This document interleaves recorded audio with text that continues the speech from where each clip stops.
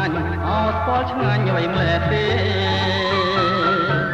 ឯណាស្នេហ៍ស្គាល់តែលូនជូនបងពីកែវនលបងមិនងាយបាត់ទេ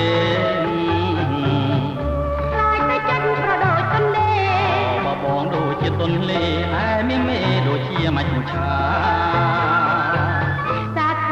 ធុសរសើរចិត្តបងណែណា